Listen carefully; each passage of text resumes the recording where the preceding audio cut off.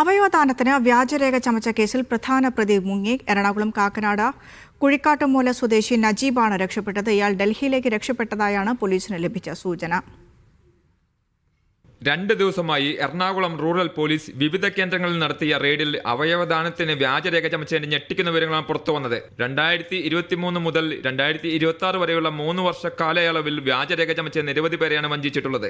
കാക്കനാടിന് സമീപ പ്രദേശങ്ങളിലെ സ്റ്റുഡിയോകൾ, കമ്പ്യൂട്ടർ സെന്ററുകൾ തുടങ്ങിയവ കേന്ദ്രീകരിച്ചാണ് തട്ടിപ്പ് നടന്നത്.